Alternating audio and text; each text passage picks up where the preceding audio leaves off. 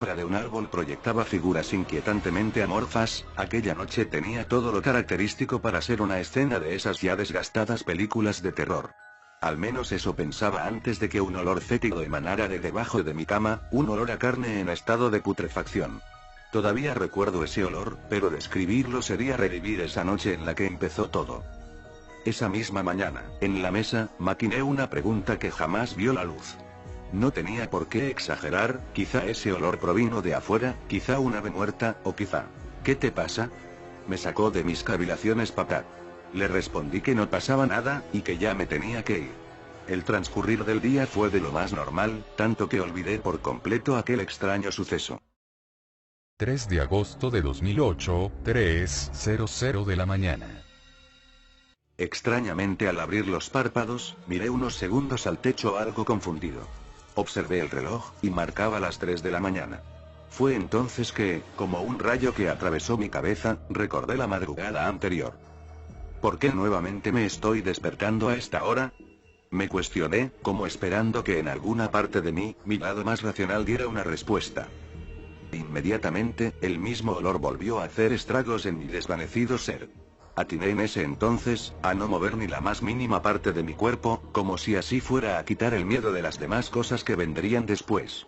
Un recio golpe bajo la cama, quizá fue leve, pero esa noche fue un recio golpe. Recuerdo incluso haberme molestado con mis vellos erizados por ser tan delatores. Incluso tragar saliva me era delator. No terminaba de salir de mi asombro, cuando aquel retazo de sábana que, impertinentemente tocaba el suelo recibió un tirón. Con la ingenuidad de un niño a quien se le impone una creencia, empecé a rezar. De pronto la palabra de Dios, tuvo significado para mí. Los extraños sucesos se detuvieron, y después de 10, o quizá 15 minutos de haberme deshidratado manteniéndome inmóvil, logré conciliar el sueño. Esa misma mañana estuve dispuesto a contarle todo a mamá, pero de pronto, ella y mi padre, un hombre de carácter dominante, empezaron a discutir. Hacía mucho que lo hacían, y la razón era que el alquiler de la casa se les estaba haciendo muy pesado, así que preferí no poner una raya más al tigre. A decir verdad, nunca prestaba atención a sus discusiones, y ellos tampoco me comentaban nada. Con ganas de cambiar de tema, mamá cuestionó mis ojerosos ojos, y le respondí que fueron los mosquitos los responsables con tanta avidez que no volvió a interrogarme. Como si nada pasara, el día seguía su monótono curso. Sin embargo, esta vez no pude olvidar lo que había ocurrido esa madrugada. Me sentí solo, desesperado, con la ingenuidad propia de la edad rogaba al sol que no dejara de emitir esa cálida luz, que no diera lugar a espectros. Pero el día en que las cosas fueran como yo quisiese estaba lejos aún. Llegó la noche, y con ella el incremento de mis temores. Recuerdo haberme quedado dormido a propósito al lado de mis padres.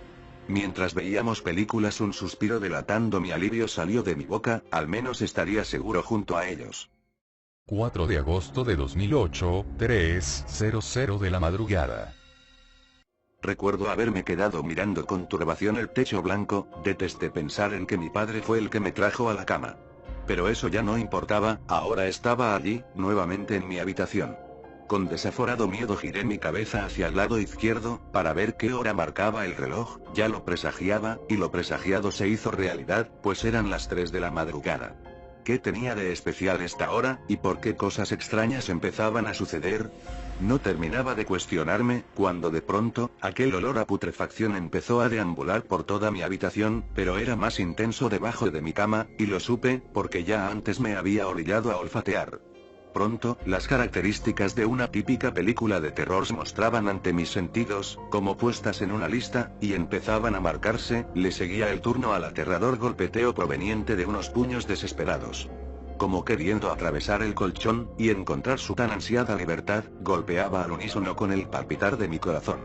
Como acto reflejo, empecé a orar, con la esperanza de detener a lo que sea que estuviera golpeando, pero no funcionó. El golpeteo seguía, y cada vez se hacía más grave. Llegado a un punto el golpeteo desapareció, y el impertinente pedazo de sábana volvió a ser alado, y se hubiese desvanecido ante mis ojos de no ser porque tiré de ella a mitad de su recorrido, y logré detenerla. A esas alturas el miedo que sentía brotaba de mi cuerpo en forma de sollozos, y las lágrimas se mezclaban con el sudor de mi cuerpo. No veía la hora en que la noche llegase a su fin, pero eso estaba lejos de suceder. No necesitaba prender la luz, ya que mi habitación estaba completamente iluminada por la luz de la noche, aún así lo hice para sentirme más seguro. Nuevamente el golpeteo debajo de mi cama. Esta vez era más fuerte que antes, eran golpes como de reclamos.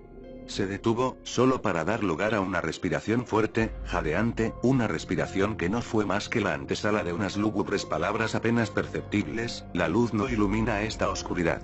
No soporté el terror producido por estas palabras e, inmediatamente, corrí hacia la habitación de mis padres, y me metí entre las sábanas. Atrás dejé ese algo que me aterrorizaba, no pensaba volver nunca más a esa habitación. Recuerdo haber dormido plácidamente en ese pequeño espacio formado por las piernas de mis padres. En la mesa pude divisar rostros de preocupación. Mamá atinó a preguntar: ¿los mosquitos? A lo que afirmé emitiendo un sonido gutural. Papá dio un gran sermón de antesala, solo para decir que nos mudaríamos ese mismo día, y que empacara mis cosas.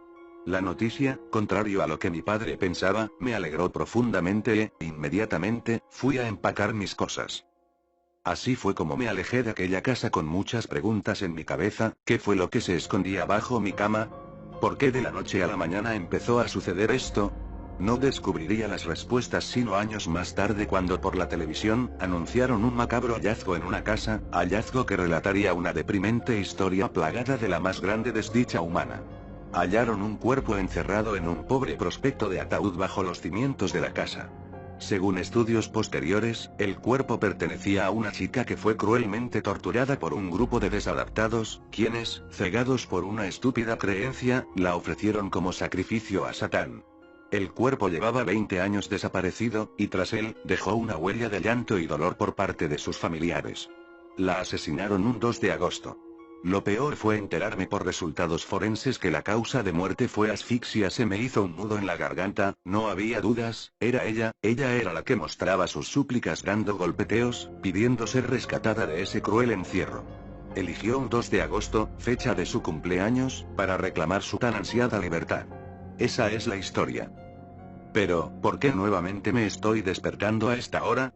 Ya han pasado muchos años y ella consiguió su libertad. ¿Por qué nuevamente vuelvo a ser presa de este desaforado miedo? No termino de hacer un escalofriante